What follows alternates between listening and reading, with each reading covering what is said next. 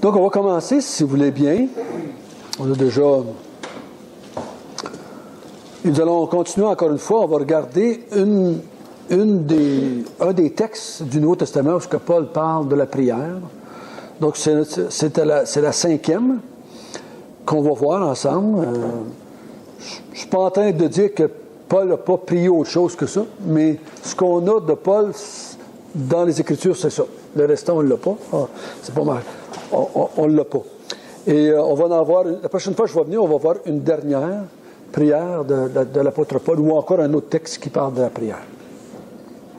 On va commencer par la prière, si vous voulez bien. Notre Père du ciel,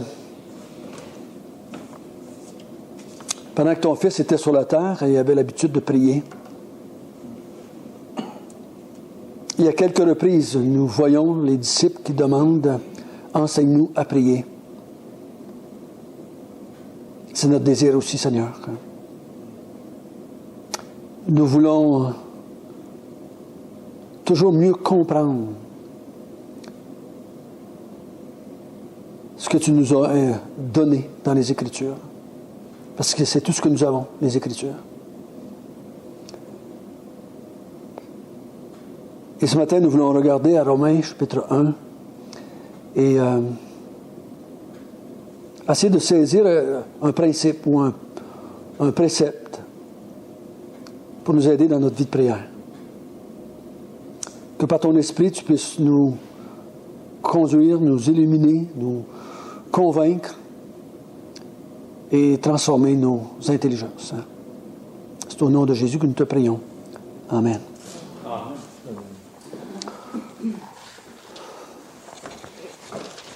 Il y a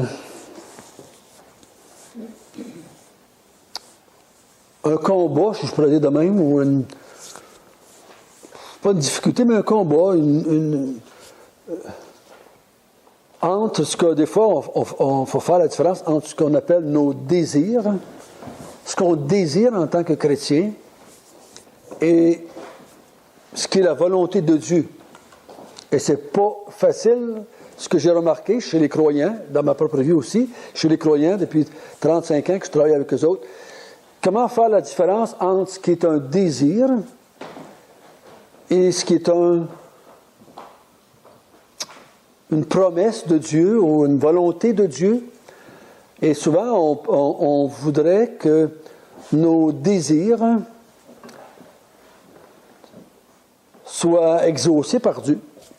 Et en grand, souvent, nos désirs deviennent nos requêtes de prière. Est-ce que c'est légitime?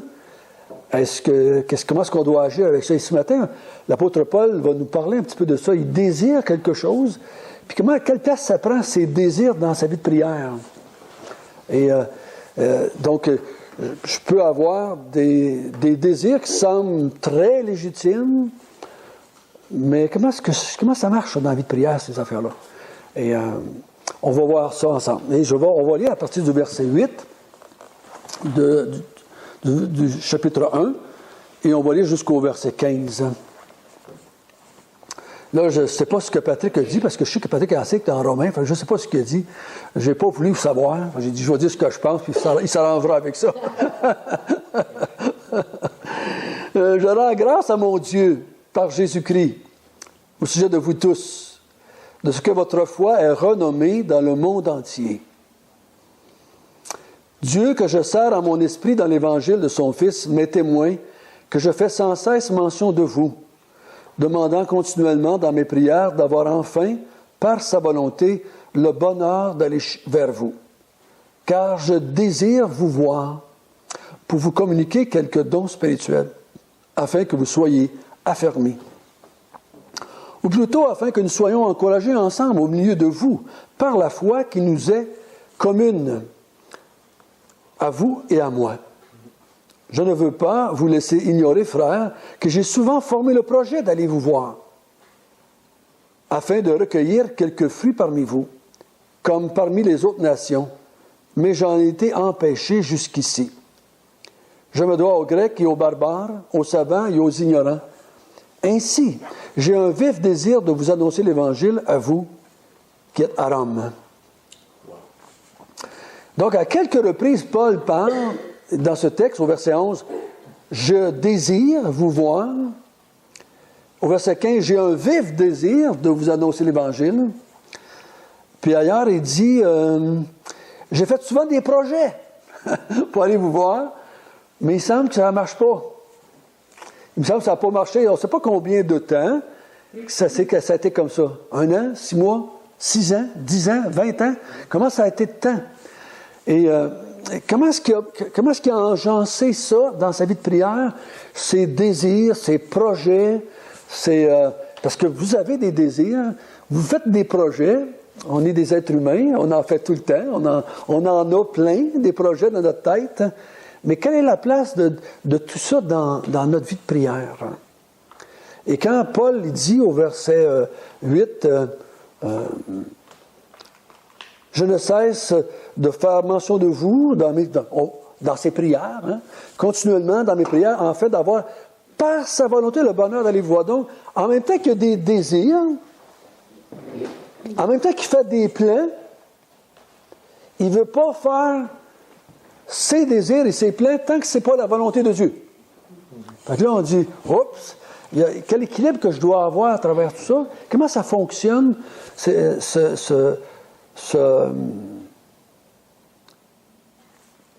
comment je pourrais dire ça, cette vie de prière-là? Parce que souvent, on est un peu comme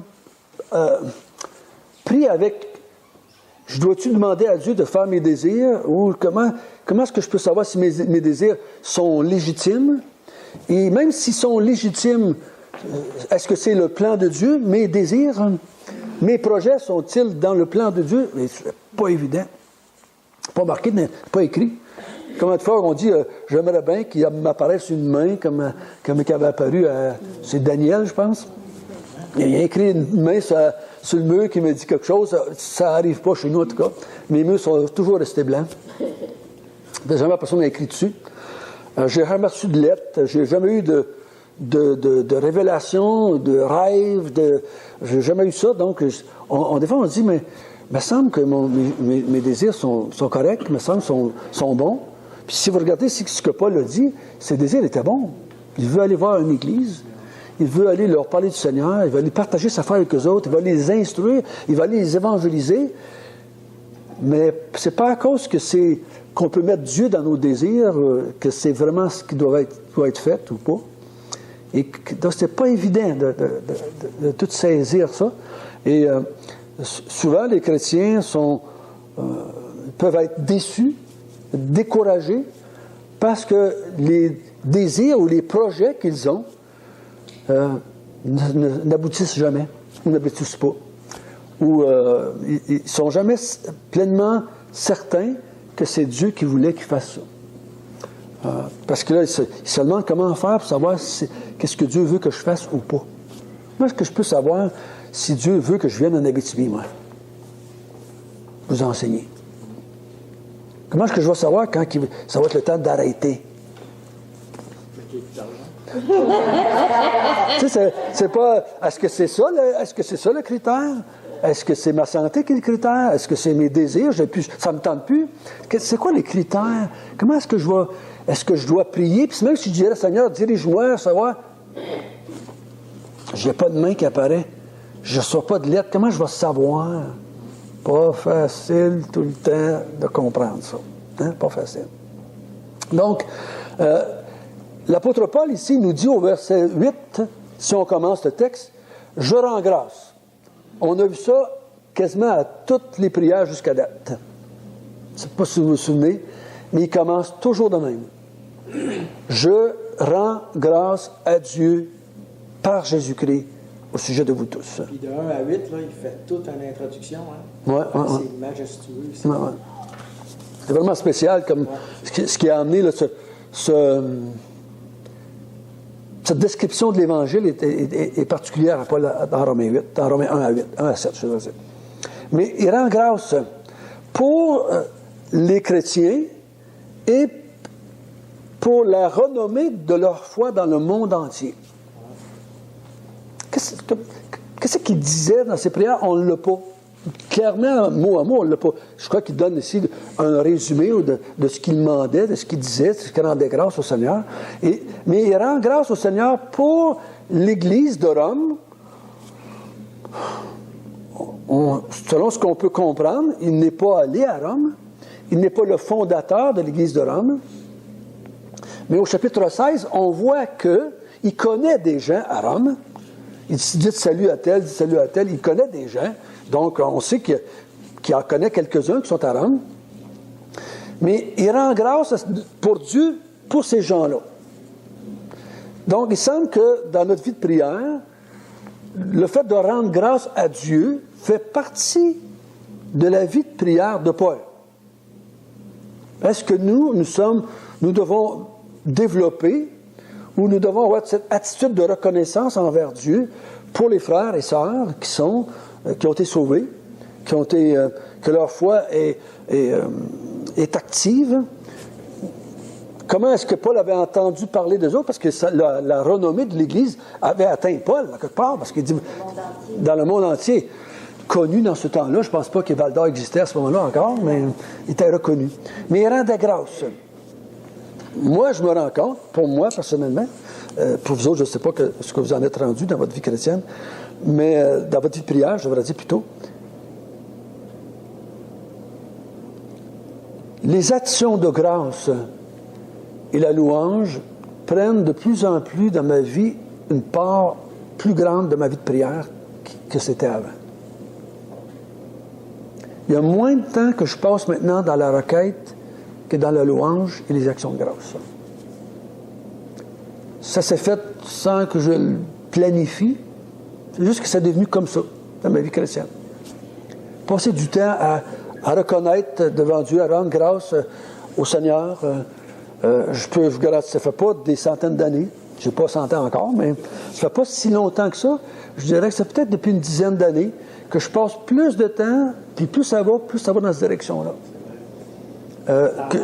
Ça s'en va dans cette direction-là, dans ma vie personnelle, que je rends grâce au Seigneur, pour toutes sortes de choses qui me passent par la tête. Tu penses que tu vois plus que Dieu fait qu'avant?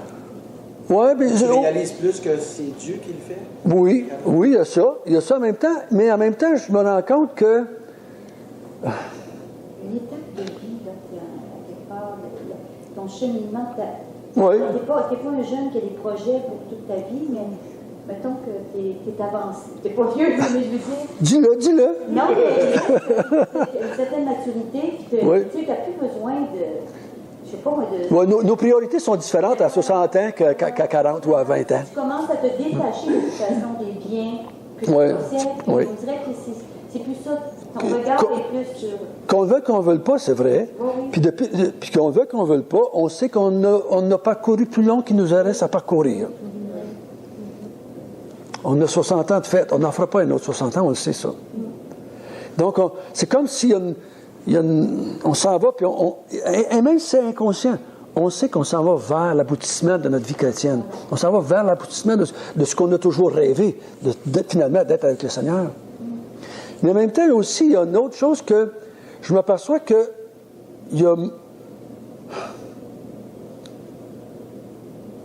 j'ai plus confiance à la souveraineté de Dieu qu'à ma capacité de dire à Dieu quoi faire. En même temps. Ça aussi, c'est rentré dans ma petite tête, finalement. Que j'avais moins besoin de dire à Dieu quoi faire, puis de croire plus à la souveraineté de Dieu dans ce qu'il est en train de faire. Dans la vie des croyants, dans la vie de l'Église, dans ma vie, dans la vie de mes enfants, dans la vie de mes enfants sauvés, dans la vie de mes enfants pas sauvés, Dieu est souverain. Et donc, je me vois moins capable de dire à Dieu qu'est-ce qu'il devrait faire ou pas faire. Donc, automatiquement, je passe moins de temps à lui dire quoi faire et je dis merci pour ce qu'il a fait. Plutôt. Hier, je m'en venais dans mon auto, je montais, puis à un moment donné, comme ça, j'appelle ça poussé par Dieu, poussé par l'Esprit de Dieu, je dis au Seigneur, je t'aime, Seigneur. C'est tout ce que j'ai dit ça. Puis là, j'ai dit, pourquoi je dis ça au Seigneur? Pourquoi je dis ça de même dans l'auto? Seul, je t'aime, Seigneur. Puis là, tu commences à réfléchir, tu commences à penser, et tu vois comment Dieu il nous aime, non pas parce que les choses vont comme on veut, mais parce qu'on sait que lui veut notre bien en toutes choses. C'est sûr. Parce qu'on est plus enclin à accepter ce qui va se passer dans notre vie. On y fait confiance. On est plus enclin à accepter quoi que ce soit. Et ça, automatiquement, tu en as plus grâce. Automatiquement, c'est comme ça. Ça se fait comme ça. Et donc, je vous encourage. Paul, Dieu nous instruit ici. Rendez grâce pour les frères. Et je ne crois pas que l'Église de Rome était plus spirituelle que l'Église de Val-d'Or. Je ne crois pas ça, personnellement. Je ne crois pas qu'elle était plus mature que l'Église de Val-d'Or.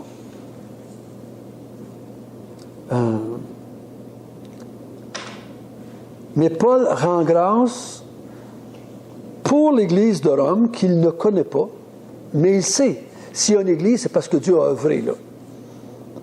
Il rend pas grâce au pasteur, il rend pas grâce aux missionnaires, il rend grâce à Dieu pour l'Église de Rome.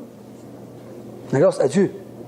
Oui. Tu sais, quand il dit, je rends grâce au sujet de vous tous, de ce que votre foi est renommée dans le monde entier. On va dire le monde de la Rome. Ouais. Mais je ne sais pas si on peut dire autant de ça des chrétiens de Val-d'Or que notre foi est renommée dans la Pitié. En tout cas, je mets juste une... Mais la renommée ici n'était pas auprès... je comprends... je le vois pas comme... comment je dirais ça? Rayonner, dans le sens de... que les gens inconvertis ou qu'on connaissait les églises de Rome, pas plus que ça. C'est que moi, ce que je comprends, c'est que Paul savait qu'il y avait une église à Rome. C'est tout ce que ça veut dire. C'est pas qu'il avait atteint une renommée comme les vedettes, là. C'est pas ça que je pense qu'il voulait dire. Y a-t-il qui ont d'autres Bibles qu'on pourrait voir comment est-ce qu'ils traduisent? Vas-y donc, comment est-ce qu'ils ont traduit ça, eux autres? Le verset... Ça, c'est le verset 8. Je vous dirai d'abord que partout où je vais, j'entends parler de votre foi, combien je remercie Dieu par Jésus-Christ pour le bon témoignage que j'ai à vous rendre. OK. Si moi, je visite les chrétiens, je pourrais vous dire à travers les années, depuis 30 ans, que je passe, les chrétiens dans le Québec, même en Ontario, connaissaient l'église de Val-d'Or, savaient qu'il y avait une église à Val-d'Or. Il avait entendu parler par moi, par M. Héron, par d'autres. Il avait entendu parler qu'il y avait une église à Val-d'Or qui évangélisait, qui rendait témoignage de Dieu à Val-d'Or. C'est ça que je pense que ça veut dire, ce texte-là. Ben, c'est ça que ça veut dire, mais il reste que, je dirais, moi, dans le temps de M. Héron, peut-être qu'elle était peut-être plus comme l'Église de Rome, qui était connue dans le monde entier. Ce que je veux dire, c'est que, oui, c'est facile de dire, oh, il y a une église baptiste. Oui, il y en a une sur le coin de la rue. C'est la baptiste. Mais ce que je veux dire, si Paul prend la peine de dire, je rends grâce à Dieu de ce que votre foi est connue dans le monde entier, c'est pas, il ne parle pas de la bâtisse ou de l'emplacement. Non. Il parle de la foi des chrétiens, mais la foi, comment qu'elle se démontre? C'est par l'attitude des chrétiens. Ils devaient évangéliser, ça brûlait, là, c'était intense. Non, je ne le vois pas comme ça. Non, je ne le vois pas comme ça, personnellement. Tu le vois pas comme ça, mais moi, je le vois autrement. Moi, personnellement... Parce que pas ce qu'il va dire après, dans l'ensemble de l'Épître aux Romains, c'est pas ce que je perçois. Parce que Paul, dans l'ensemble, il pouvait, je crois, même dire ça de l'Épître de Corinthiens. Même si ce n'était pas une église que nous, on aurait dit modèle. Donc, je ne crois pas qu'il est en train de dire, voici une église exemplaire. Mais c'est pas ça que moi je suis en train de dire non plus, mon frère. C'est juste l'idée qu'il prend la peine de dire que votre foi est reconnue dans le monde. Ben, je vais te dire que ça... Renommée. Renommée, c'est parce que dans notre tête, là, ça ne peut peut-être pas dire la même chose. Moi, je pourrais te dire que dans mon travail, à travers mes 35 ans de pastorat que j'ai fait en tant que missionnaire au Québec, j'ai parlé de la foi de l'Église de La Sarre, j'ai parlé de la foi de l'Église de Val-d'Or, j'ai parlé de la foi de l'Église de Rouen, même si on était 300 autour d'une table. Je leur parlais que comment les chrétiens vivaient leur foi à Rome, ou moi c'était à Val-d'Or, à La Sarre. C'est la même vérité qui est ici. C'est pas que l'Église est plus ou moins, mais l'Église fonctionne. Moi, je ne crois pas aux églises qui ne fonctionnent pas. L'Église fonctionne toujours. Mais tu vois, il fait mention quand même que Paul fait quand même mention que les Galates n'ont pas eu cette action de grâce de la part de Paul parce qu'ils ne pouvaient pas l'exprimer. c'est une des églises qui ne pouvait pas. Ils ne rendaient pas grâce pour justement. Ils ne pouvaient pas leur donner d'éloges. Pourquoi? Parce qu'il y avait une raison. Je ne l'ai pas, là, mais il reste que c'est quand même une église. À quelque part, je veux dire, moi je me dis, s'il le spécifie, c'est parce que les chrétiens avaient. Je ne veux pas dire qu'il était parfait, je ne suis pas en train de dire que c'est l'église modèle, mais s'il le mentionne, c'est parce que, wow, tant mieux, la gloire de Dieu, il était fervent, il était zélé. Tu crois qu'on ne peut pas dire ça de toutes les églises? Ben, je crois que non. OK. Moi, je crois que oui, personnellement, fait que je pense que c'est différent. Quand Paul écrit aux Galates, c'est parce qu'il y a certaines personnes qui veulent mettre du poids sur eux autres. Là. C'est ça le contexte? Ben, je ne sais pas. c'est ça le contexte, mais peu importe, il ne l'a pas dit. C'est quoi tu avais en anglais? Tu disais qu'en anglais, c'était différent? People in all the world have heard that you believe. I thank God through Jesus Christ for all of you. OK. C'est le fait d'avoir cru en Jésus-Christ. Ouais. C'est-tu, tu as vu toute la vie? Plein de monde qui a entendu que vous croyez, je rends grâce à Dieu pour vous autres. C'est ça. Tout repose sur Dieu. Hein? Nous, on n'a rien à faire d'une certaine manière, c'est lui qui fait tout. Donc, c'est l'œuvre, il voit l'œuvre que Dieu agit. C'est sûr qu'on n'est pas parfait, ils ne sont pas parfaits, les églises. C'est la vie de prière. Hein? Donc, en tout cas, Paul ici rend grâce à Dieu pour l'Église de Rome. Donc, que Rome, leur foi, leur croyance, leur vie chrétienne, les gens de partout ont entendu parler de cette Église-là. Et Paul rend grâce à Dieu pour l'œuvre que Dieu a faite à Rome. Donc, c'est tout ce que je veux faire ressortir. Je pourrais le faire au niveau d'un individu, comme au niveau d'une église, comme au niveau d'une association, comme au niveau de... Dieu œuvre dans la vie de ces croyants-là, et Paul en rend grâce à Dieu dans ce sens-là. Et je crois que... comment je dirais bien ça? Cette semaine, je téléphone à quelqu'un à Québec, un monsieur que toi, tu les connais peut-être, là, Sylvette Tremblay. Oui. OK? Donc, je parle avec Sylvette puis avec Yvan, et je me dis, bonjour, mon nom c'est François Net. Ah, on te connaît. Ma renommée était rendue là. Donc, c'est ça que je veux dire. Les autres, ils rendent grâce pour quelqu'un qui savent qu'il est chrétien. C'est tout. C'est pas plus que ça. Donc, c'est dans ce sens-là qu'on peut rendre grâce à Dieu pour chaque croyant dans leur vie, l'œuvre que Dieu fait dans ce croyant-là. Et c'est ça que je veux faire ressortir. Et je crois qu'on a de la place à l'action de grâce. Quand on regarde l'Église au Québec, quand on regarde l'Église dans le monde entier, on peut rendre grâce à Dieu dans ce sens-là. Donc, n'oublions pas dans notre vie chrétienne que l'action de grâce doit faire partie de notre vie chrétienne à ce moment-là, continuellement. Donc, il continue au verset 9, il dit « Le Dieu que je sers dans mon esprit m'est témoin que je fais sans cesse mention de vous, demandant continuellement dans mes prières d'avoir enfin le bonheur d'aller vous voir. » J'ai sauté un mot, « par sa volonté. » Donc, Paul, il dit Dieu m'est témoin que je fais sans cesse mention de vous, demandant continuellement dans mes prières d'avoir enfin le bonheur d'aller vous voir. Paul veut aller voir les chrétiens de Rome, mais il y a ce désir-là, il fait des plans, des projets, mais il ne dit pas à Dieu, comment je dirais bien ça? Il ne dit pas à Dieu d'exaucer ça, mais il veut que ce soit sa volonté d'y aller. Paul veut savoir, Paul ne veut pas faire ses désirs, Paul ne veut pas faire ses projets, à moins qu'il sache si c'est la volonté de Dieu que ça se passe, ça. Il veut que ce soit la volonté de Dieu. Je voudrais faire ça, je voudrais aller à Rome, mais il prie qu'il fasse ça dans la volonté du Seigneur. Comment est-ce qu'il peut savoir ça? Comment est-ce qu'il va savoir ça? Comment est-ce qu'il va savoir que c'est le temps de passer à l'action, d'y aller à Rome? C'est la question que je me suis posée moi-même quand j'ai étudié ces passages-là. Comment est-ce que moi je peux savoir, François, c'est le temps que tu puisses accomplir le projet que tu voulais faire, que tu voulais faire, ou le désir que tu avais de faire telle chose, c'est le temps que tu ailles, que tu le fasses. C'est la volonté de Dieu maintenant. Parce que la volonté de Dieu, la volonté personnelle de ma vie, Dieu ne me la révèle pas. Dieu ne révèle pas sa volonté. Dieu m'a révélé la volonté qu'il a pour l'Église dans son ensemble. Mais il ne me révèle pas sa volonté pour moi de façon personnelle. Il me dit individuellement, il ne la dit pas. C'est pas écrit dans la Bible, une part. Il ne dit pas, François, il faut que tu déménages à telle place. Il ne dit pas, c'est pas marqué ça. Mais comment je fais pour savoir ça? Comment je fais pour savoir que c'est le temps de faire parce que lui, c'était pour le Seigneur qui voulait le faire, là. Comment je peux savoir ça? Dieu va les fermer ou va les ouvrir. Mais c'est pas évident de savoir quand la porte est ouverte, c'est Dieu qui l'a ouverte. Tout concourt vers. OK? C'est ça. Mais des fois, c'est qu'on analyse trop. On est trop.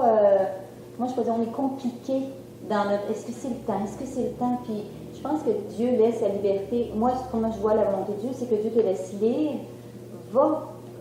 Avance, fais ce que tu as à faire. C'est sûr que si tu es intimement en communion avec le Seigneur, à chaque instant de ta journée, ben si Dieu veut que tu prennes le verre d'eau, prends-le, puis si je veux pas que tu bois parce qu'il est empoisonné, il y a rien qui peut faire que je l'échappe, en tout cas, peu importe. Mais je crois qu'il nous laisse libre de faire, de mettre à ses pieds, de mettre devant lui les projets qui nous tiennent à cœur. Puis Seigneur, en ton temps, ouvre, ferme, mais j'avance. Puis si c'est vraiment pas de ta volonté, je m'attends à ce que tu fermes la porte ou que je me cogne le nez.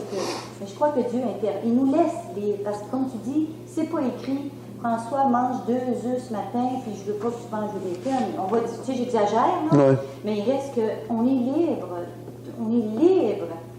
Mais dans cette liberté-là, c'est pour ça que la question que je me la pose, dans cette liberté-là, pourquoi est-ce que Paul va prendre si de temps pour accomplir son désir, son projet? S'il était libre, il aurait pu le faire quand il voulait. Oui, mais on ne connaît pas tout. François, c'est pas tout les détails. Il y a des projets, en fait, ce qu'il exprime, il est en train de leur dire, j'ai un vif désir d'aller vous voir. Mais pour le moment, je suis en train de faire d'autres choses. Est-ce qu'il était en prison? Il n'était pas en prison encore, mais en tout cas, il était... Oui. Pourquoi qu'il pouvait pas? Il était pogné ailleurs. Est-ce qu'il n'y avait pas un moyen de partir et prendre le bateau? Je ne sais pas, ça coûtait des sous. On ne sait pas ça. Mais moi, je crois qu'il est en train de leur faire part qu'il les a à cœur. Je rends grâce, j'ai tellement hâte de pouvoir aller. Puis en plus, son but, c'était d'aller les affermir, parce qu'il voyait peut-être qu'il avait besoin d'affermissement. Mais à la grâce de Dieu, j'irai si Dieu me permet d'y aller. Mais sachez une chose que je vous ai à cœur, puis c'est simple, là, je veux dire, mais est-ce que, pourquoi qu'il ne pouvait pas, quand est-ce, je ne sais pas, mais ça, c'est rien. Il dit souvent, j'ai formé le projet. Non, oui. C'est pas juste un désir, c'est des projets. Oui. L'année prochaine, ou dans 6 mois, j'aimerais ça aller à Rome. Je pense que tel l'apôtre, tel s'en va là, ou donc il y a un convoi là, je m'en vais là. Je pense que peut-être que ça serait bon. Mais même dans ce même dans ce texte-là, il dit j'ai un projet, parce qu'il y a quoi le mot que tu dis, mais j'en ai été empêché. Comment est-ce qu'il a été empêché? C'est ce qu'on va essayer de comprendre. Comment est-ce qu'il a été empêché? L'important pour moi, c'est pas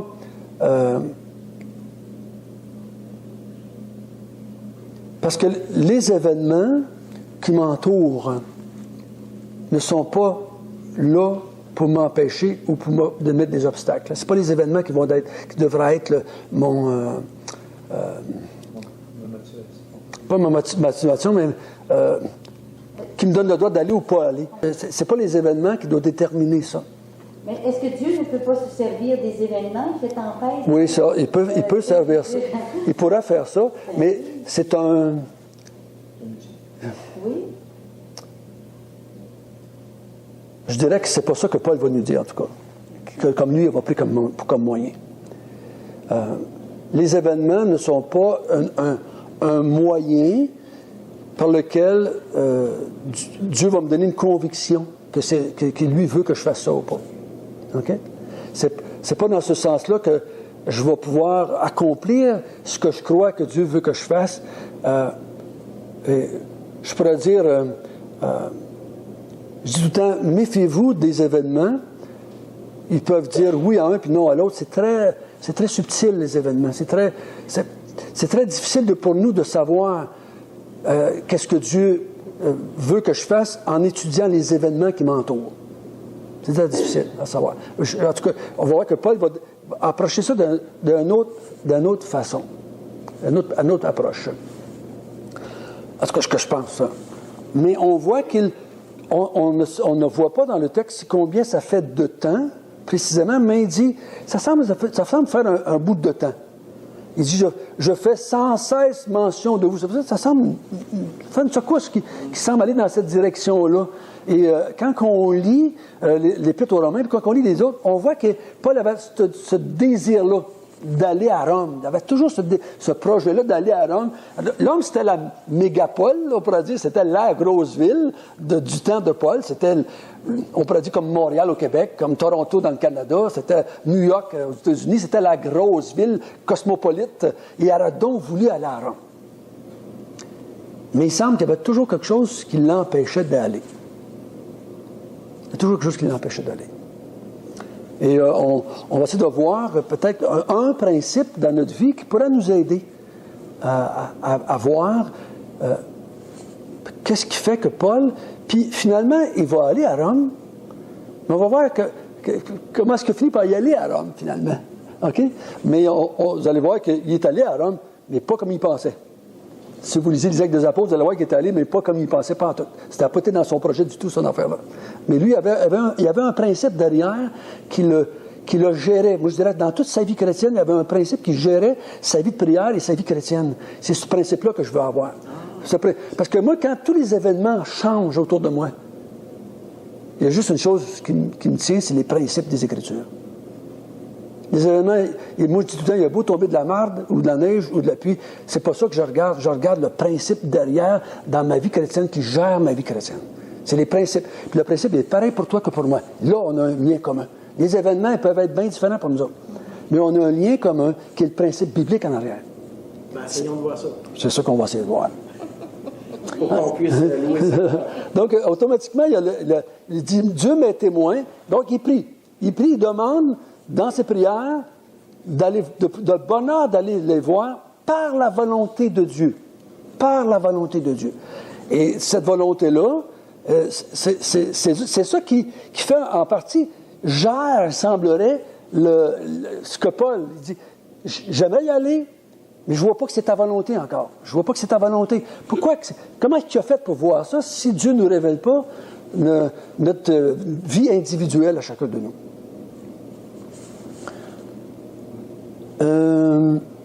Car je désire vous voir pour vous communiquer quelques dons spirituels afin que vous soyez affermis. Ça, c'est le désir profond de Paul. La raison qu'il veut aller, c'est pas... il n'y a rien de mal à prendre une semaine de vacances, mais c'est pas ça le but ici. Le but, c'est qu'il veut aller voir l'Église, puis il voudrait affermir l'Église. C'est son désir. Et je ne sais pas qu'est-ce qu'il avait entendu, ou c'est peut-être comme conviction de base que tous les croyants avaient besoin d'être affermis. Donc, si je vais voir Patrick, je pourrais dire je vais aller l'affermir. Patrick pourrait dire je vais aller voir François. Ça pourrait être un principe de fond que quelqu'un peut toujours être affermi, peu importe ce qui est rendu. C'est tout ça? Ou est-ce qu'il avait entendu de la part de ceux qui avaient parlé de Rome? Connaissez-vous qui étaient venus de Rome, qui ont rencontré Paul? Dans la Bible, Paul vient en contact avec des chrétiens de Rome. Aquilas et Priscille, ils venaient de Rome. Et donc, ils ont parlé à Paul, à quelque part, de ce qui se passe de l'Église de Rome. Ça en était un. Ça en était deux, je veux dire, un couple. Bon, est-ce qu'à cause de ce qu'il avait entendu d'eux autres, est-ce qu'il dit, il me manque quelques données, là, à quelque part. Il faudrait que j'aille les affermir. Hein. Parce que le mot affermir, c'est ça. Tu affermis les gens comment? Par l'enseignement des Écritures. Il n'y a pas d'autre moyen. Il dit afin, ou plutôt que nous soyons encouragés. Ça vient-tu le même sens? Oui, c'est la même chose, c'est la même affaire. C'est les vérités qui affermissent, c'est les vérités qui encouragent. Il n'y a pas d'autre chose. C'est la vérité qui fait ça en nous. Puis un peu plus loin, il va dire la même chose encore, je dirais. C'est un terme qu'on n'emploie pas, nous, en tant que chrétiens, souvent, entre nous. J'ai hâte d'aller voir Patrick parce que j'aimerais l'évangéliser. Je veux dire, c'est quoi cette affaire-là? Je suis chrétien, moi, pourquoi tu viens... Parce que nous, on parle le mot évangéliser pour les inconvertis. En général, on va aller évangéliser les inconvertis. Mais Paul, ici, il l'utilise au verset 15, de vous annoncer l'Évangile. Donc, c'est le même but, affermir, encourager mutuellement, annoncer l'Évangile. C'est la même vérité, là, je dirais, que les trois fois. C'est juste des synonymes qui emploient des façons différentes de dire la même vérité. Et donc, il veut aller parler avec ces croyants-là parce qu'il croit que lui a des données bibliques, des révélations qu'il a eues de Dieu, qu'eux autres n'ont pas. qui aimerait leur donner ça. C'est certain que si nous, on n'est pas dans la même place que Paul, où ce que lui a eu des révélations très particulières de la part de Dieu. Jésus y a apparu. Dieu, c'était vraiment spécial. Et lui, je ne sais pas jusqu'à quel point il était conscient qu'il avait reçu des vérités que personne d'autre savait. Parce que Dieu lui a parlé à lui directement. Puis lui a écrit le Nouveau Testament. Je dirais un peu comme l'apôtre Jean, qui a eu la révélation de l'Apocalypse, puis il savait très bien qu'il était lui, puis il devait le donner à l'Église. Il faut bien que je le donne, là, parce que c'est moi qui l'ai reçu, la révélation. Donc, mais Paul, soit il prend ça comme un principe de base, que ces jeunes églises-là, ou ces nouvelles églises-là, qui avaient 5 ans, 10 ans, 15 ans de vie chrétienne, avaient besoin d'apprendre à connaître Dieu, connaître Jésus-Christ, connaître l'Évangile davantage.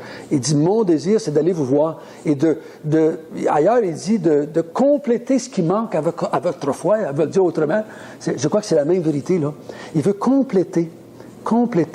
Des fois, vous allez voir ça, vous allez parler avec un jeune croyant ou un croyant qui n'a pas la même connaissance parce qu'il n'a pas eu le privilège d'étudier ou il n'a pas eu le temps, parce qu'il est plus jeune. Il dit, tu l'écoutes parler, tu dis, peut-être que je pourrais l'aider, là. Peut-être que je peux y en donner un peu de connaissance pour l'aider à mieux comprendre ce que les Écritures veulent. Mais je pourrais dire, j'aimerais ça l'évangéliser. C'est la même vérité. Parce que l'Évangile, je vous encourage à penser ça dans la même optique que Paul. L'Évangile, ce n'est pas les quatre points spirituels d'un traité. C'est beaucoup plus large. L'Évangile, c'est... ultimement, là, l'Évangile, c'est une personne, c'est Jésus. Ultimement, c'est ça. L'Évangile, c'est toute la vie chrétienne. L'Évangile, c'est l'ensemble de tous les principes du Nouveau Testament. L'Évangile, c'est plus large que d'annoncer à quelqu'un « repens-toi et crois ». C'est plus large que ça.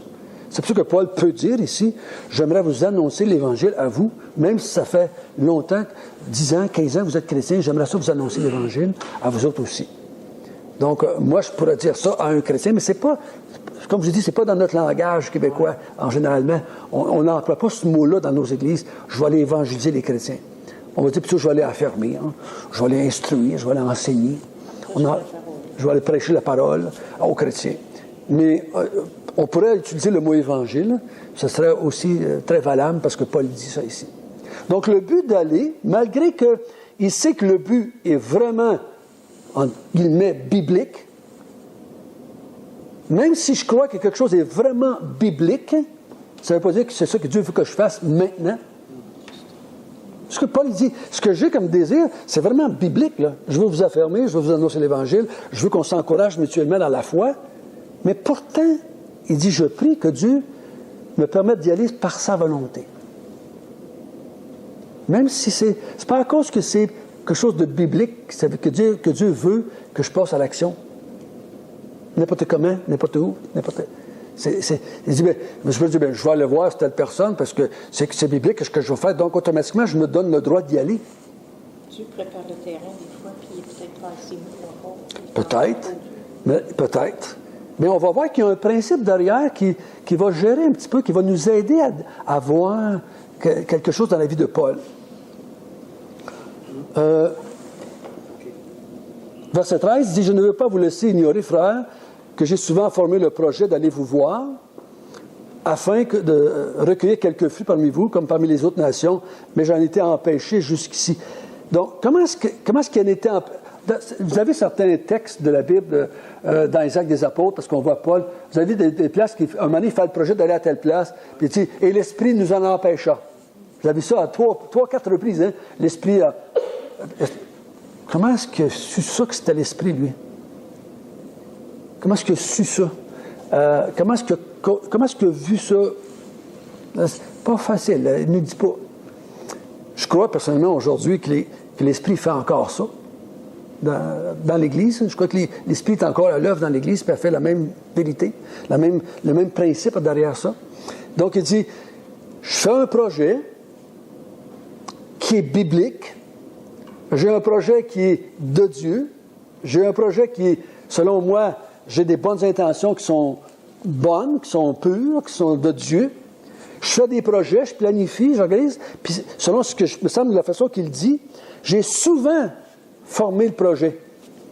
Ça veut dire qu'il a fait plusieurs projets qui n'ont jamais abouti finalement. C'est moi, je dis, j'ai fait le projet d'aller à Val-d'Or, puis je n'ai pas pu le faire. Ça, c'est une fois. Mais si j'ai souvent fait le projet d'aller à Val-d'Or, c'est-à-dire que j'ai souvent fait le projet qui ne s'est jamais vraiment accompli. J'ai jamais vraiment accompli mon projet d'aller à Val-d'Or. Et Paul, ici, il semble dire que ce n'était pas la première fois qu'il faisait le projet d'aller à Rome. Mais pourtant, Dieu l'avait toujours empêché, d'une façon quelconque. Bien, c'est-tu Dieu? J'en ai été empêché jusqu'ici. C'est-tu Dieu? C'est-tu les événements? C'est-tu les persécutions? Qu'est-ce qui l'a empêché? Qu'est-ce qui pouvait aider Paul? Est-ce que Paul avait cette lien avec Dieu spécial parce qu'il était apôtre?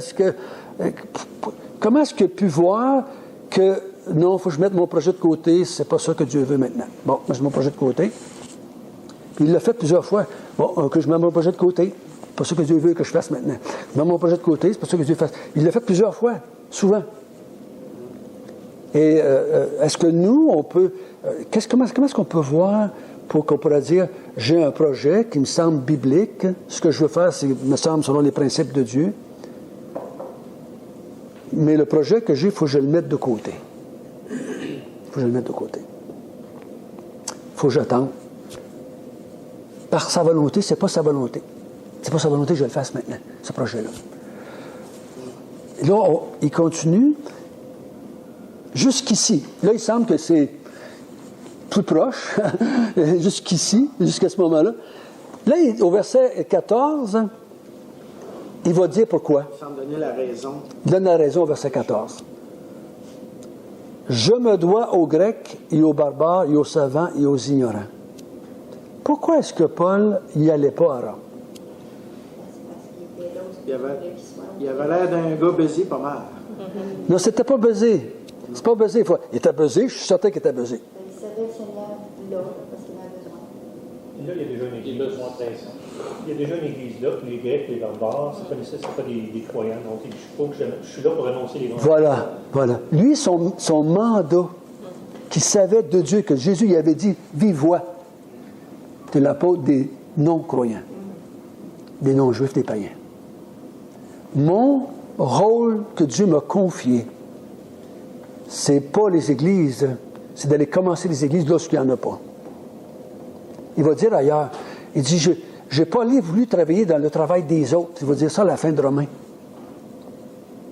Il dit, aussi longtemps que j'avais du travail à faire parmi les barbares et les païens, Dieu ne m'a pas confié le mandat d'aller voir les églises et de m'occuper des églises qui sont déjà commencées par d'autres. Ce n'est pas mon mandat que Dieu m'a donné.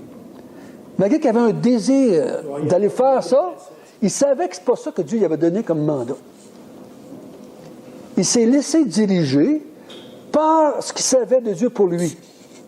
Dieu m'a confié. C'est comme si Dieu, si je vais le parler de façon plus facile à comprendre peut-être, Dieu dit, François, je te dis à toi que toi, tu dois annoncer l'Évangile aux Français.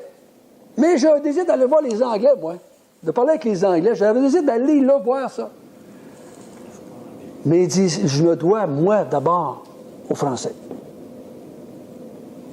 Puis il dit, j'ai ce mandat-là de la part de Dieu.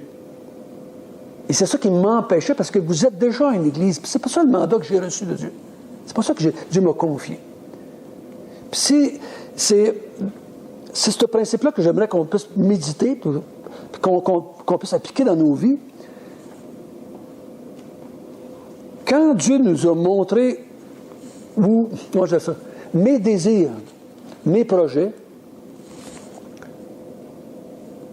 ne peuvent jamais aller contre un principe des Écritures que je connais déjà. Si mes désirs, qui peuvent paraître très légitimes, vont contre un principe des Écritures ou un enseignement que Dieu m'a donné en tant que croyant, il faut que je le mette de côté. Je ne peux pas demander à Dieu d'exaucer un désir qui paraît légitime quand les Écritures m'ont enseigné un principe autre. Ce qui l'a empêché ici. Puis finalement, il va aller à Rome, puis dans la fin de l'Épître aux Romains, il va dire, finalement, j'aimerais aller, je vais arrêter en passant, puis je m'en vais en Espagne. Je pensais. C'est ça qu'il voulait faire. Voyez-vous que finalement, il ne s'en va pas à Rome, il s'en va en Espagne. Il va arrêter à Rome en passant. Il dit, peut-être que vous allez pouvoir m'accompagner en Espagne. Fait qu'il a joint son désir, je vais arrêter à Rome, mais il ne s'en allait pas à Rome. Parce que le but de Dieu pour lui, c'était d'annoncer l'Évangile lorsqu'il n'y avait pas d'Église. Fait qu'il s'en va en Espagne. Il s'en va en Espagne. C'est ça qu'il va faire finalement. On ne sait pas, on n'a pas le moment où il est allé en Espagne. On n'est pas sûr s'il s'est rendu en Espagne. Mais finalement, il dit, là je comprends que je vais finir par y aller à Rome, mais je vais y aller parce que je m'en vais en Espagne. Je vais passer par là pour me rendre en Espagne. Parce que le but de sa vie, lui savait, Dieu avait dit à lui, le but que tu as dans la vie, ce que je t'ai choisi pour faire, c'est d'aller annoncer l'Évangile là où elle n'a jamais été annoncée. C'est ça ton but. Je pourrais vous dire que dans ma vie personnelle, combien de fois on m'a demandé pour être pasteur dans des églises organisées. Je disais toujours non. J'aurais eu des bien meilleurs salaires. Je vous garantis. J'aurais eu des meilleures places pour mes enfants pour aller à l'école. Puis il y avait toutes sortes d'affaires il y avait des bons désirs. J'aurais pu avoir ces désirs-là, puis ces pensées-là, d'avoir dans ma tête. Puis Denise, des fois, elle me disait, François, peut-être que ce serait bon. Mais moi, j'avais une conviction profonde que Dieu m'avait appelé à aller commencer des églises. Aller dans des villes où il n'y avait pas d'église. Il est commencé. C'est ça que j'ai fait toute ma vie chrétienne. Aller dans des villes où il y avait des églises, des petits groupes de chrétiens qui commençaient, qui n'étaient pas organisés. Je m'en allais là, puis je commençais ça. Je travaillais avec eux autres. J'ai passé ma vie chrétienne assis autour des tables, assis dans des petites églises pas organisées, pas structurées, toutes petites, qui commençaient, c'est fait ma vie chrétienne de même. Et je crois que c'est la même vérité ici que Paul est en train de dire. Il a reçu de Dieu quelque chose, un mandat, qui lui avait été révélé par Dieu. Nous, c'est des principes qu'on a.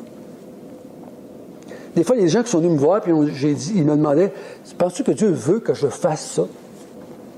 Puis je disais, si tu n'enfreins pas des principes chrétiens que tu connais, tu peux le faire. Fais ce que tu veux. Mais est-ce que tu enfreins un principe chrétien que tu connais? Sinon, fallait pas. C'est pas Dieu qui veut certains. Tu ne peux pas enfreindre la volonté de Dieu. Mais il faut bien être certain que qu'on connaît bien les principes, parce que des fois, on se crée des principes. Oui. C'est vrai. Ça fait partie de la maturation du chrétien. Que des fois, tu vas te penser que tu es en train de faire un principe, ce n'était pas un. C'est quelque chose que tu t'es inventé toi-même. Là, tu pensais que c'était un principe de Dieu, que ce n'était pas un principe de Dieu. C'est que la version anglaise, elle parle plus tard. Ouais. Il dit « I am under obligation ». Il est sous l'obligation de prêcher aux ignorants, aux Grecs. Paul voyait que c'était ça que Dieu avait lui, parce que Dieu lui avait dit « Sors de Jérusalem, je vais t'envoyer vers ». Lui, il avait reçu de vive voix le mandat que Dieu lui confiait en tant que missionnaire. Il dit, je ne me dois pas, moi, aux Juifs, d'abord, chez les non-chrétiens, que je dois aller.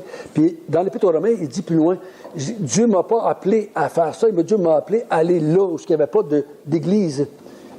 C'est ça son mandat qu'il avait reçu. Et donc, c'est ça qui l'empêchait d'aller à Rome. Oui, c'est aussi une autre version anglaise, hein? Tu lis? Oh, oui, vas-y. I plan to come so that I might see good things happen among you. I have done this in the other nations which are not Jewish. This is something I must do for the Greek people and for all other people. I must do it for people who are wise and for people who are not wise. Mm-hmm. That is why I want so much to tell the good news to you people in the city of Rome also. Mm-hmm. Donc, Paul, il avait reçu ce mandat-là de Dieu, ce principe-là de Dieu. Donc, si j'essaie de voir, mais comment est-ce que je peux appliquer ça? Puis moi, vu que Dieu ne m'a pas apparu, puis qu'il ne m'a pas parlé comme Paul, parce que Paul, Jésus lui a apparu, lui, il a eu ce privilège-là, si je peux dire ça comme ça. Donc, moi, tout ce que j'ai, c'est les Écritures dans ma vie. Donc, je dois soumettre, je peux dire ça, mes désirs à la volonté de Dieu. Je dois pas enfreindre un principe des Écritures pour accomplir un désir ou un projet quelconque. Mais je me suis rendu compte, dans ma vie personnelle, peut-être vous autres en êtes rendu compte aussi, des fois. Dans ta vie? Dans ma vie, à moi. Qu'est-ce que... Je me suis rendu compte dans ma vie personnelle, je ne sais pas si vous en êtes rendu compte. Oh non, dans votre vie, je veux dire, dans votre vie. J'ai déjà prié Dieu, je priais Dieu, puis dans ma prière, je réalisais des fois, quelque temps après, que je demandais à Dieu, et ce que je demandais, c'était péché. Je le demandais à Dieu dans mes prières. C'est juste que je réalisais plus tard que ce que je demandais, c'était pas dans la volonté de Dieu, c'était pas le plan de Dieu, c'était allait quand même contre les principes de Dieu. Donc, je crois que c'est ça que je veux vous partager, c'est que dans votre vie de prière, quand vous priez, il faut être certain que vous n'êtes pas en train d'enfreindre un principe biblique que vous connaissez. Si vous n'êtes pas en train d'enfreindre un principe biblique que vous connaissez, moi je vous dis que vous n'avez pas besoin de prier pour ça, faites-le. Faites-le. Faites-le parce que Dieu vous a laissé cette liberté-là qu'on parlait tout à l'heure. Vas-y avec ça. Mais la question que je dois me poser, c'est que il y avait un homme qui m'a posé la question une fois, je peux-tu aller travailler à telle place? Penses-tu que c'est la volonté de Dieu? Je ne sais pas. Je ne sais pas. Mais j'ai dit, y a-t-il des principes bibliques que tu vas falloir que tu enfreignes pour avoir ce job-là là-bas? Fait qu'on a commencé à regarder sa vie personnelle, sa vie d'homme personnel, de mari, de père, de chrétien, puis on a regardé ça. Est-ce que le fait de travailler là-bas, ça va t'empêcher de faire ce que tu sais que tu as à faire maintenant? Tu es un mari, tu dois t'occuper de ta femme, de tes enfants. Tu as des enfants, tu dois t'occuper de tes enfants.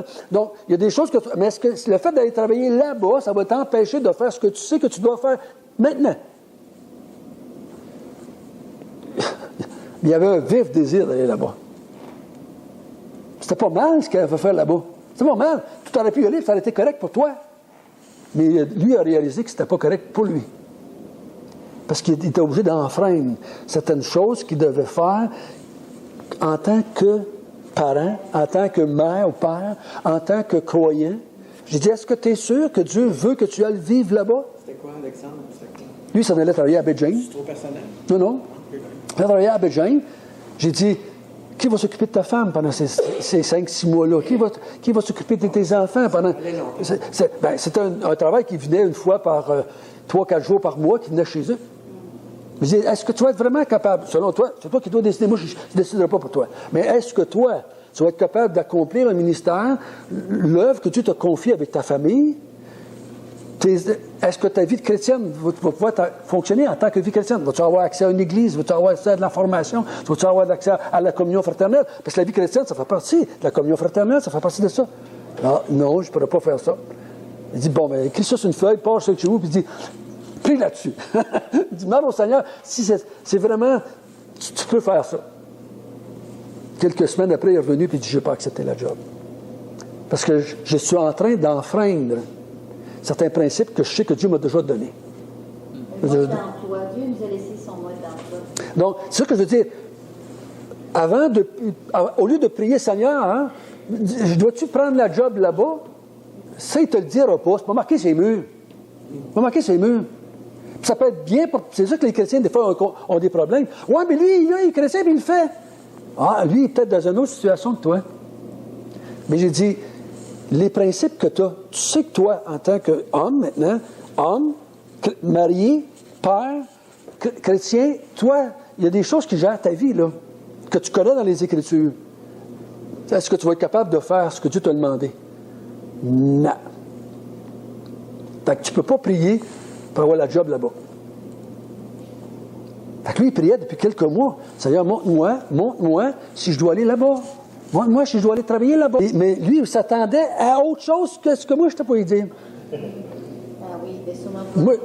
Moi, j'ai dit, ben oui, il voulait qu'il y allait, parce que son désir était là. Ça doit être payant. Puis il aurait pu, il dit, il m'a dit, je vais pouvoir évangéliser là-bas. C'était vrai qu'il aurait pu évangéliser. C'était une bonne idée, là, tu sais, d'avoir évangélisé là-bas. Mais j'ai dit, entre moi et toi, là, j'ai dit, tu peux évangéliser ici aussi, là. Mais je ne peux pas aller évangéliser là-bas si ça m'empêche de faire ce que je connais déjà de Dieu ici. Paul lui dit, moi, je suis avec les barbares et les Grecs et je dois faire ça ici, maintenant, c'est ce que Dieu m'a confié. Donc, Dieu ne peut pas vouloir que j'aille à Rome là-bas. Il ne peut pas vouloir là, parce qu'ici, j'ai déjà un travail à faire pour Dieu. Puis en m'en allant à Rome, vivre avec les croyants, je suis en train d'enfreindre ce que je dois faire ici. Donc, je ne peux pas y aller. Fait que dans le fond, dans nos prières, on doit prier pour connaître le principe. Connaître le principe. Fait que ça doit être Je crois que dans notre vie, qu'on demande à Dieu. tu vas prendre des décisions souvent, tu ne peux pas aller plus loin que les principes et les préceptes que tu as déjà assimilés. Tu ne les sais pas, tu ne les sais pas. Mais ceux que tu sais, que tu as appris à travers 6 mois, 6 ans, 60 ans de vie chrétienne, tu as assimilé les données bibliques. OK? Tu as assimilé. Et je crois que l'Esprit va utiliser ça. Et Seigneur, moi, ma prière souvent, c'est Seigneur, est-ce que je suis en train d'enfreindre un principe biblique en faisant ça? Est-ce que ça va m'empêcher d'accomplir la volonté que tu m'as déjà montrée? Dieu ne peut pas m'envoyer en Afrique pendant 6 ans si j'ai 6 enfants chez nous avec ma femme. Il ne peut pas, ça serait idiot, ça serait impossible. Laisse ta femme-là. Il y a des chrétiens qui l'ont fait. Des chrétiens qui l'ont fait avec des bonnes intentions. Dans les temps des premiers missionnaires, là, ils l'ont fait, ça. Ils l'ont fait, ça.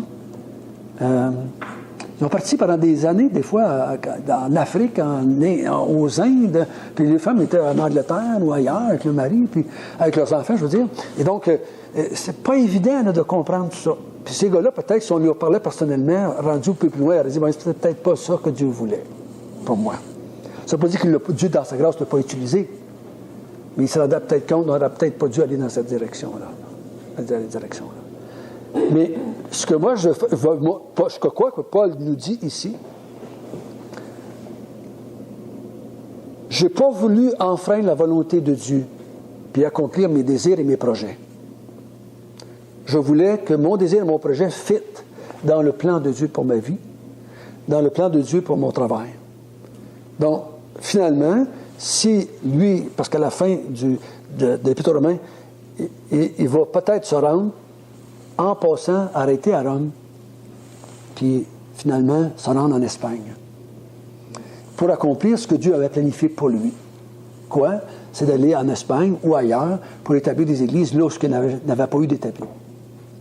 C'était ça qu'il devait faire, lui. Donc, il a soumis, si je peux dire, ses rêves, ses désirs, moi j'appelle ça ses goûts, si je peux appeler ça comme ça, ses ambitions personnelles, il les a soumis au plan de Dieu pour sa vie. Et ses prières allaient dans cette direction-là. Et donc, si tu as un désir de faire de quoi, et que tu n'enfreins pas les principes des Écritures, fais-le. Mais si tu es obligé de mettre de côté un principe des Écritures, mais tu ne peux pas le faire. Même si tu prieras toute ta vie, tu vas peut-être finir par le faire par ta propre volonté. Puis Dieu a répondu à ma prière, c'est toi qui l'as fait par ta propre volonté. Ça ne veut pas dire que Dieu, dans sa grâce, ne pourrait pas utiliser ça. Frères et sœurs, il y a plein de chrétiens qui ont fait des gaffes épouvantables, ils ont pris des décisions qui n'étaient pas de Dieu, mais pourtant, Dieu a béni leur travail pareil.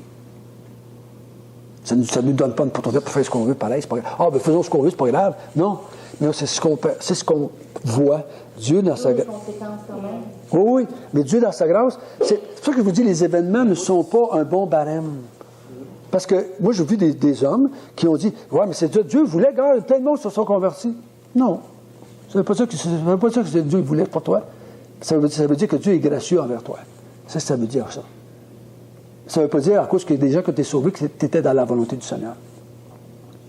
Parce que tu as enfreint peut-être des principes en menant là. Ça me fait louer le Seigneur.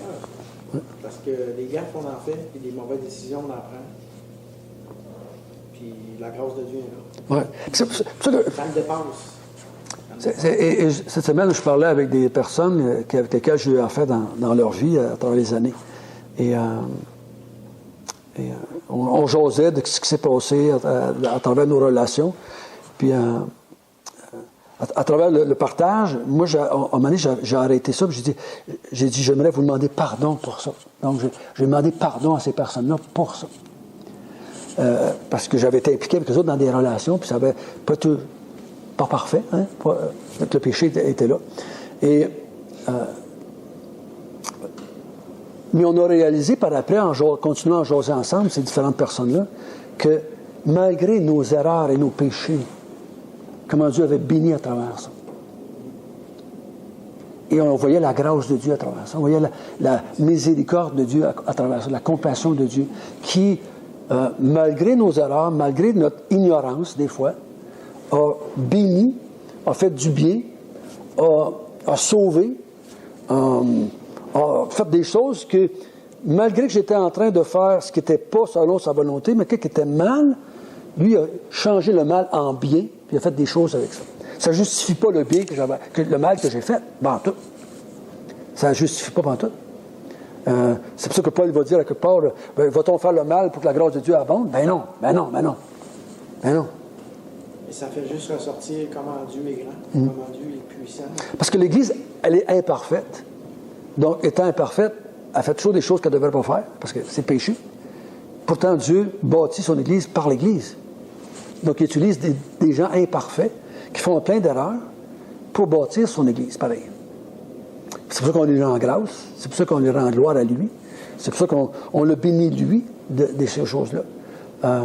Moi, j'ai connu, je pourrais vous nommer des personnes qui faisaient plein de gaffes au niveau familial, puis faisaient des erreurs monumentales pour aller évangéliser.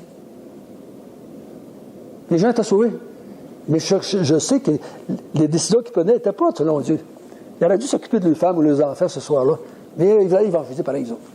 Ils fuyaient plutôt la responsabilité familiale, puis allaient évangéliser pour fuir la responsabilité. Dieu, ça n'empêchait pas de sauver des gens. Il n'y avait même pas un bon motif. OK? Mais ça ne veut pas dire que lui a fait la bonne décision en partant. Mais dans sa grâce, Dieu a, puis combien, on pourrait tous les nommer, de pasteurs qui ont toutes sortes de motifs bons et mauvais dans leur travail. L'Église a grandi. Les gens sont affermis. Les gens peuvent être sauvés. Les pasteurs font des gaffes épouvantables. Ils peuvent avoir des motifs mauvais en prêchant. Ils peuvent avoir de l'orgueil. Ils peuvent avoir pour se valoriser personnellement. Pourtant, l'œuvre de Dieu avance. Les gens sont sauvés. Dieu est glorifié à travers tout ça quand même. Et je crois que c'est dans ce sens-là ici que l'apôtre Paul fait ressortir à l'Église de Rome la seule chose pour laquelle je n'ai pas été voir avant, c'est parce que ça aurait été d'enfreindre la volonté de Dieu pour ma vie. C'est la seule raison. Il n'a pas ramené les circonstances. Et puis je crois qu'il y avait des circonstances. Mais il n'a pas amené les circonstances pour justifier qu'il n'est pas allé. Il a amené, ça aurait été contre la volonté de Dieu d'y aller. C'est ça qu'il a amené comme raison. Dieu m'a demandé de parler aux barbares, aux ignorants. C'est eux autres que Dieu m'a demandé de faire. Et d'aller vers vous, ça aurait été d'enfreindre la volonté de Dieu pour ma vie. C'est pour ça que je ne suis pas allé. Et donc, si j'y vais maintenant, c'est parce que je m'en vais en Espagne. Parce que je n'aurais pas été. Finalement, il n'aurait jamais été. S'il n'aurait pas été en Espagne, il n'aurait jamais été à Rome. Mais je ne sais pas si Paul il a dit je vais aller en Espagne, puis je vais peut-être faire un petit crochet, je vais arrêter à Rome en passant. Il devait passer par là, géographiquement parlant, je crois qu'il devait passer là. À moins qu'il n'ait plus de bateau pour passer au travers quelque part, là, mais géographiquement parlant, il passait par là pour s'en aller en Espagne.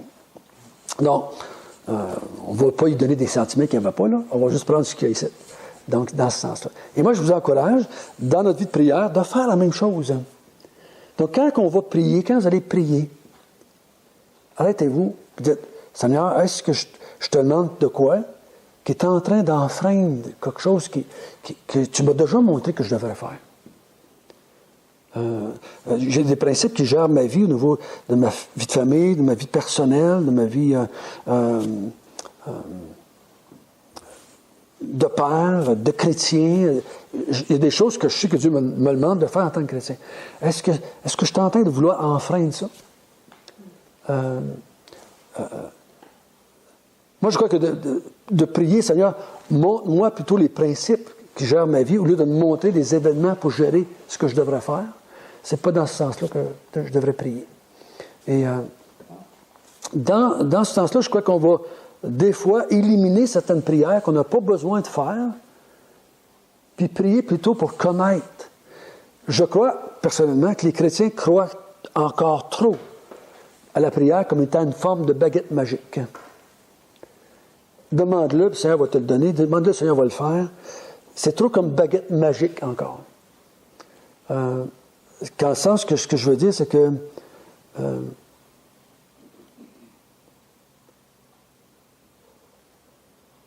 Paul ne s'attendait pas ici à ce que Dieu fasse quelque chose de miraculeux, de magique pour qu'il comprenne quelque chose. Mais c'est plutôt à travers les principes des Écritures qu'il va prendre sa décision. Et des fois, les chrétiens, ce qu'ils demandent, mettons, je donne un exemple. Là, depuis quelques semaines, il y a un chrétien qui me parle, qui est inquiet. Puis j'ai dit, qu'est-ce que tu fais avec ça? Ben, je prie que Dieu enlève mon inquiétude.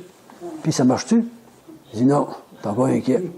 Mais je vais te dire, bien franchement, prie un autre million d'années, puis tu vas être encore inquiet. Oui, mais c'est la prière. Je demande ça au Seigneur, c'est correct. Sais-tu, pour lui, c'était quelque chose de légitime, c'était même biblique, parce que Dieu ne veut pas qu'on soit inquiet. Donc, pourquoi je ne le demanderais pas? Mais j'ai dit peut-être qu'il y aurait peut-être un autre moyen là, de faire ça.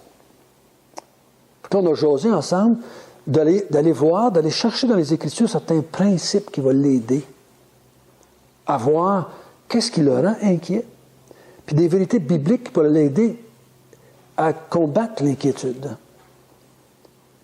Au lieu de prier, Seigneur, enlève mon inquiétude, qui ne marchait pas finalement, elle restait là. On a prié pour que Dieu nous montre dans les Écritures des vérités qui vont, ou des mensonges qui le rendent inquiet pour rien, et des vérités qui sont capables de lui emmener la paix. Mais oui, c'est différent que Seigneur, enlève-moi l'inquiétude overnight. Mais je vois Seigneur, enlève-moi l'inquiétude, que demain je sois en paix. Demain matin, tu vas être encore inquiet. Ça n'a pas changé rien. Parce qu'il y a quelque chose qui te rend inquiet. Puis il y a quelque chose qui t'empêche d'être en paix. Donc, à quelque part, c'est là que je dis, prie pas comme une baguette magique que pendant la nuit, tu vas devenir en paix. Mais regarde dans les Écritures des vérités qui vont t'emmener la paix. Des promesses qui vont t'emmener la paix. Et là, ça va renouveler ton intelligence, ces vérités-là, ces principes-là, et tu vas être en paix à travers les moments difficiles de ta vie. Mais vous, c'est différent que, ou de Seigneur, enlève-moi la colère. Ça ne marchera pas. Moi, j'ai vu des chrétiens prier longtemps. Seigneur, donne-moi le courage d'aller témoigner. Il n'y allait pas plus. Il n'y a pas de baguette magique, là. Et pourquoi tu as peur, là? C'est parce que demander du courage, parce que tu as peur de quelque part, là. Tu demandes de confiance. Pourquoi tu demandes ça? Ça te change quoi dans ta vie? Ben non, j'ai encore peur. Ça fait 10 ans que je prie là-dessus, puis j'ai trop peur. Peut-être qu'on peut prendre une autre approche, une autre manière. Peut-être qu'on peut voir ça autrement. Peut-être qu'on peut prier autrement, là, que de prier. Parce que c'est ce que je perçois en général. Souvent, les chrétiens prient, ils pensent encore que la prière, c'est une espèce de baguette magique qui va changer leur vie, un peu comme un miracle dans le temps de Jésus. Le gars, il est mort, puis il ressuscite. Il est aveugle, puis il voit clair. Il voit ça comme ça. Puis ça ne marche pas tout à fait de même. Ils s'aperçoivent bien que ça ne marche pas de même. Ils l'expérimentent dans leur vie de prière. Ça ne marche pas comme ça. Ça ne marche pas. Seigneur, les chrétiens, Seigneur, guéris-moi. Ils sont malades, puis ils finissent même par crever, des fois. Ça n'a pas marché. Donc, mais est-ce qu'il y a des principes? C'est comme la madame que je parlais tout à l'heure, là, non, c'est pas ici que je parlais de ça, c'était chez Luc. C'est ça qui m'a fait arriver quasiment en retard. Une femme de pasteur que je connais, qui est en train de mourir tranquillement. Il ne pensait pas qu'elle passerait l'été, mais finalement, on est rendu au mois d'octobre, bientôt. Et elle a fait de la sclérose en plaques dégénérative. Donc, elle est en train de mourir. Et quand compris, là, rendu là, c'est pas mal différent, aux garanties des fois. On ne pense pas pareil, là. On pense pas pareil. C'est son étape, là. Mais quand compris, qu'on a prié ensemble, qu'on a regardé ensemble, elle fait face à la mort. Puis il y a une certaine peur humaine devant la mort, qu'on soit chrétien ou pas chrétien. Il y a ce pas-là là, vers le saut qu'on appelle, faire le pas vers l'autre côté, passer du... Il y a quelque chose d'antinaturel pour nous autres, l'être humain. On l'a jamais vécu. Puis, de passer là. Donc, mais la prière, c'est pas « enlève-moi cette crainte-là ». Non. C'est de trouver les vérités bibliques qui vont l'emmener à désirer passer de l'autre côté. Et qui va l'emmener à garder la foi, même si elle garde en même temps cette crainte-là humaine, normale, devant l'inconnu. C'est pas péché d'avoir cette crainte-là. Ça serait péché de jeter la foi dans ce moment-là. De garder la foi à travers ça, c'est correct. Puis ça va durer juste quelques secondes, ça, là. mais tu passes l'autre bord. Et là, c'est de regarder les vérités qui vont l'emmener à dire, comme Paul, la mort est un gain. Donc, c'est là, c'est de pas enlève-moi telle affaire ou donne-moi telle affaire. C'est quel principe des Écritures va m'emmener à voir la mort comme un gain. Donc, c'est dans ce sens-là que je dis qu'on doit prier plutôt dans cette direction-là que de croire. Comme Paul aurait pu prier, Seigneur, organise les affaires pour que je puisse aller à Rome. C'est pas tout à fait de même qu'il priait. Je prie que quand je vais y aller, ça soit par ta volonté. Voyez-vous, là, ça, je crois que c'était correct. Par ta volonté que j'aimerais y aller. Dans ce sens-là. Donc, c'est dans ce sens-là que je voulais vous partager ce passage-là pour nous aider quand on prie que nos projets ou que nos désirs soient soumis, si je peux dire ainsi, à la volonté connue de Dieu dans notre vie personnelle. Ce que je connais de Dieu, ce que je sais de Dieu, ce que je comprends de Dieu, je ne peux pas l'enfreindre. Ce que Dieu m'a déjà démontré. Dieu ne pourra jamais un jour me dire de ne pas aimer ma femme. C'est marqué. Je dois aimer ma femme. Comme Dieu m'a aimé l'Église. Jamais il va pouvoir me demander quelque chose pour m'emmener à ne pas aimer ma femme. Ça aller contre les Écritures. Donc, c'est dans ce sens-là, comme j'ai déjà dit à quelqu'un une fois, tu ne peux pas me dire que Dieu t'a demandé ça. Ça va contre les Écritures. Ah, mais si l'Esprit me l'a montré, je le fais. Et l'Esprit ne peut pas aller contre les Écritures. C'est lui qui a inspiré les Écritures. Garde les versets des Écritures ici, là, voilà. C'était quoi l'exemple? Lui, autres, ça le parlait en langue. Dans cela, moi, je disais, il ne peut pas te demander ça. Ça va contre les Écritures. De ce principe-là. Là, j'ai montré des passages. Ouais, mais je ne comprends pas, c'est lui qui me l'a montré. C'était tout un débat, là. Et c'est dans ce sens-là. Tu ne pourrais pas me convaincre que Dieu t'a demandé de coucher avec la femme du voisin quand tu es marié. C'est pas Dieu qui t'a demandé ça. Moi, j'ai déjà vu des chrétiens dire ça. C'est Dieu qui m'a dirigé, François. Ouais, a trompé ta femme. Eh bien, j'ai pas ta bonne même Dieu que moi. Parce que moi, Dieu m'a dit dans les Écritures, noir sur blanc, comme on dit en québécois, de ne pas commettre l'adultère, de ne pas faire la débauche. Il ne peut pas t'avoir demandé de faire le contraire, toi, là. À toi, là. Tu ne peux pas, là, tu sais. Tu sais comment... Tu as dit que les êtres humains, on ressent les choses et on interprète ça comme le Saint-Esprit. Oui. C'est sûr qu'il faut faire attention. Pour ça, tout à l'heure, je vous dis que les sentiments, les désirs, les événements ne devraient jamais être la base de nos décisions. Mais seulement les principes des Écritures. Seulement les principes des Écritures. Si, à ma connaissance, le mieux que je peux, puis je dis des fois, je dis, ça serait peut-être mieux d'aller voir d'autres chrétiens, d'autres plus vieux que toi, puis demander un conseil, si tu n'es pas sûr. Ben oui, comme le monsieur a fait. Va voir le conseil. Est-ce que, pasteur, ou mon frère, ma soeur, qui sont plus vieux, est-ce que tu penses que j'en ferai un principe des Écritures en faisant ça? À ma connaissance, non. Oui, à ma connaissance, oui, tu as fait certains principes. Puis là, tu les partageais avec le frère ou la sœur. Ah, ouais, OK. Je ne pas. Je me souviens une fois, j'avais une femme qui avait accepté le Seigneur, ça faisait quelques semaines qu'elle était sauvée, peut-être un mois au maximum. Puis là, elle venait juste quitter son mari. Puis Il y avait toute une histoire par rapport au mariage, divorce, le mariage, tout ça. Donc là, j'ai dit, ouais, là, je voulais pas trop fesser dans le tas. C'était des nouveaux croyants. Son mari n'était pas sauvé, puis il était rebelle. Je voulais pas. Donc là, j'essayais de dire, ben, dans les elle me regarde et dit, hey, je n'ai pas le temps de lire le Nouveau Testament à soir, là. En voulant dire, dis-moi ce que Dieu a dit. On va te faire confiance.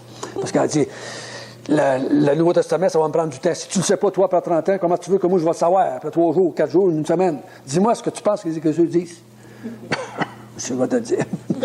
Mais moi, tu lui dis, là, mais je savais que ça cognerait, bang, tu sais, là. Ouais, OK.